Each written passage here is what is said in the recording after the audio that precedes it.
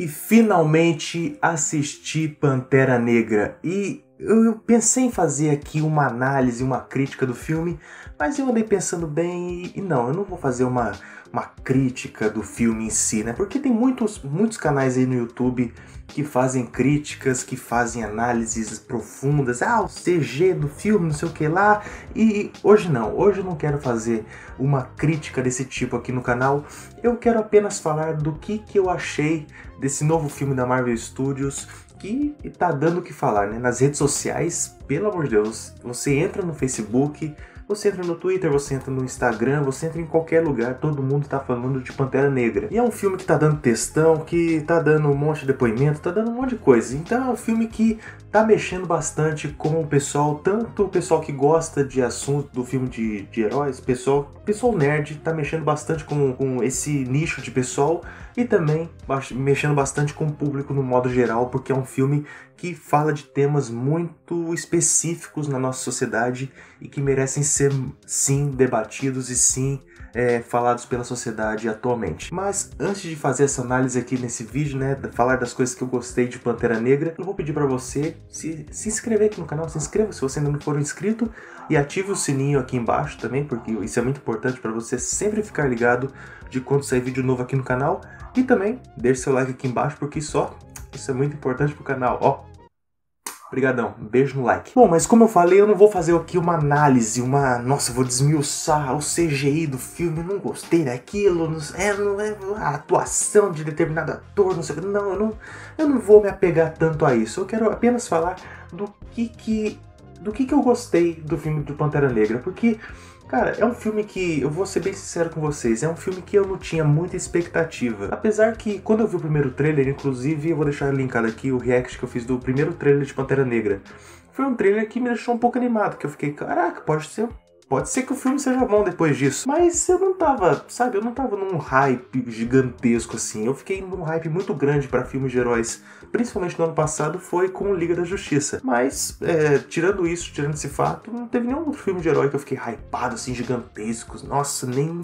E o Pantera Negra foi um desses filmes muito mais por ser um herói desconhecido pela maioria das pessoas. A gente já tinha visto ele em Capitão América Guerra Civil, inclusive foi um dos destaques do filme, mas eu não fiquei muito animado pra esse filme. Eu não esperava muita coisa do filme. Eu achava que ia ser mais um filme da Marvel, um filme esquecível, um filme onde a gente ia rir um pouco, ia sair, beleza, me divertir e tal, e agora vamos voltar para nossas casas, fazer as nossas coisas, no nosso cotidiano, a continuar nossa vida normal. Mas como é bom se surpreender, como é bom, galera, eu sempre falo, como é bom a gente não esperar uma coisa, né? A gente tá com uma expectativa baixa pra alguma coisa e a gente chega na sala de cinema, tô falando nesse quesito, a gente chega no cinema, a gente vê um filme que a gente não esperava muita coisa e chega no final e você fala, caraca, como que eu tava errado? E com Pantera Negra não foi diferente, porque, cara, o filme do Pantera Negra, ele começou a abordar alguns assuntos que eu nunca pensei que um filme da Marvel fosse capaz de poder discutir em alguns filmes, né? Porque os filmes da Marvel, eles têm esse histórico de ser um pouco mais leves, que é mais para entretenimento, não é um filme que você vai sair pensando no cinema, nossa, um filme que é um filme crânio, assim, não é um filme que pra você entrar e se divertir e pronto. E diferente da maioria dos filmes da Marvel, Pantera Negra é um filme que tem uma identidade própria, um filme que levanta discussões muito importantes, e um filme que faz a gente pensar bastante depois de você sair da sala do cinema. O filme em si, vamos dizer assim, é uma história simples, né? Não é uma história nossa, uma história complexa. Se não me engano, esse filme se passa na cronologia da Marvel, ele se passa em alguns dias, no máximo uma semana depois de Capitão América Guerra Civil. Tanto que o filme perto do começo do filme, ele tá numa nave e ele tá vendo assim uma televisão e tá fazendo algumas reportagens da prisão do Zemo. Então já indica que realmente o filme se passou pouco tempo depois de Capitão América Guerra Civil. E falando um pouco dos personagens agora, né? A história, como eu falei, é simples, mas os personagens, eles carregam um carisma tão leve, cara, tão natural, que a gente, em alguns momentos eu esqueci que eu tava vendo um filme e parecia que eu tava, sabe, numa roda de amigos.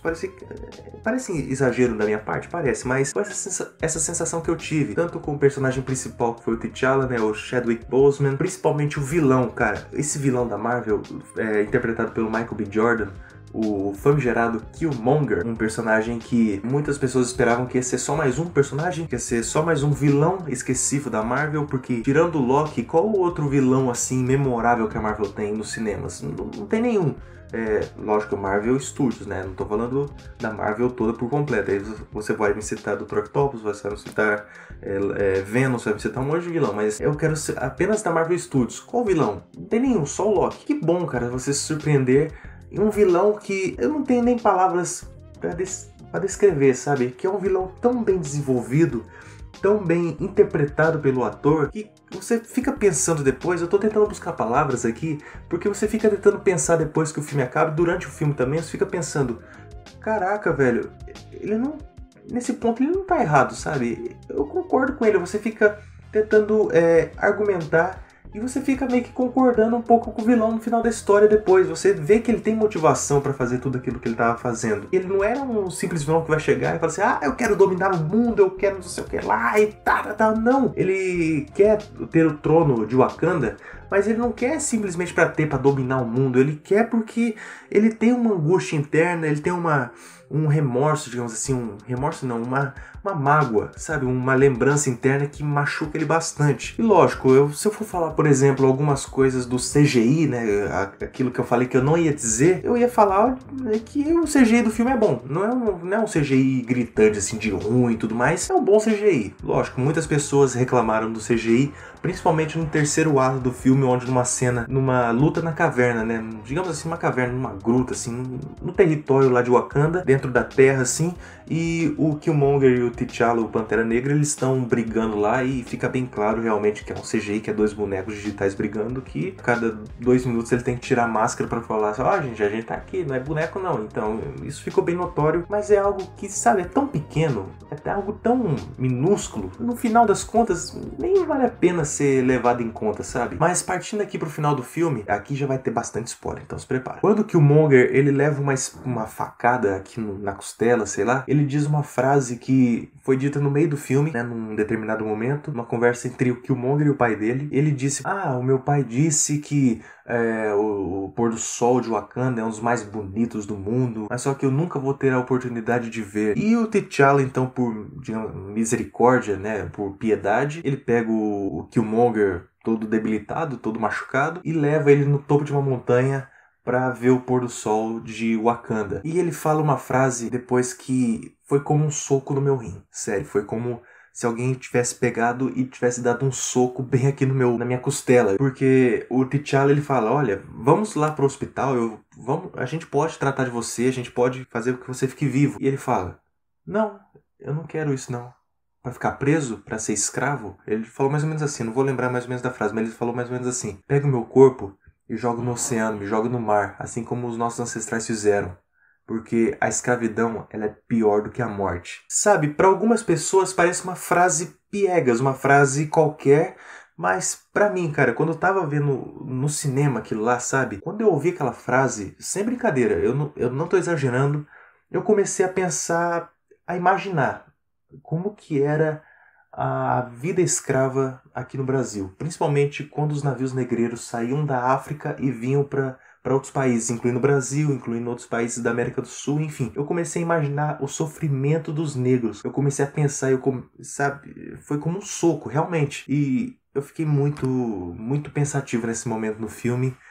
E foi algo que me tocou realmente nesse momento do filme do Pantera Negra. Como não podia faltar, já que o T'Challa ele é rei, logo rei envolve um pouco de política. Então a gente meio que esperava que o filme ia ter algum teor político, mas a gente não sabia até quanto. Mas no final do filme, principalmente numa cena pós-créditos, na primeira cena pós-créditos, já que o filme tem 2 cenas, o T'Challa ele vai numa reunião da ONU e ele começa a dar um discurso que, cara, é um dos discursos mais bonitos que a Marvel já fez. É um discurso que, quando eu vi, eu fiquei com os olhos cheios de lágrimas na hora. Não, sem brincadeira. Um discurso forte, um discurso que obviamente foi uma bela de uma... não foi nem indireta, foi uma bela de uma direta no governo do Trump. Sem brincadeira, foi um discurso que mexeu bastante também comigo, que se a pessoa ficou bem ligada no que o filme estava querendo dizer, no que o diretor queria dizer, o que os atores estavam interpretando e o que eles queriam dizer, se a pessoa prestou atenção em tudo isso, cara, o filme, ele fala bastante. E ele falou bastante comigo. E pra você, talvez possa ser... tá exagerando, não sei o que lá. Mas não, sério, o filme falou muito comigo. E eu saí muito pensativo do filme. Tanto que eu tô pensando nele até agora. Eu não vejo a hora de ver Pantera Negra de novo. Porque é um filme que vale muito a pena assistir muitas e muitas e muitas vezes. E para encerrar o vídeo, as interpretações dos atores estavam ótimas. As atrizes que faziam lá a Danai Gurira, peraí, deixa eu ver como que é o nome. Pantera Negra, Danai Gurira, agora eu falei o nome certo. Essa atriz, cara, que fez a personagem Okoye, acho que é Okoye, se não me engano, agora eu esqueço, é que eu confundo bastante esses nomes. Cara, que coisa maravilhosa, sério. A Lupita Nyong'o também tá simplesmente fantástica nesse filme, ela tá muito carismática. As mulheres nesse filme chamaram muita atenção. Vitor, você tá puxando sardinha pras mulheres? Tô mesmo, cara, nesse sentido, as mulheres mandaram muito bem nesse filme, principalmente a irmã do T'Challa, e eu não me lembro o nome dela aqui agora, mas tá aparecendo, o nome da atriz tá aparecendo aqui embaixo. Fantástico, cara. Ela acho que foi a personagem que eu mais gostei do filme depois da Okoye, e simplesmente eu quero muito e muito ver mais dela nos próximos filmes do Pantera Negra. Então é isso, Pantera Negra chegou como um dos filmes que eu menos esperava no ano de 2018, e foi um filme que me surpreendeu bastante e que sem dúvida é sim, eu sei sem dúvida, sem sombra de errar, é um dos melhores filmes da Marvel, com certeza.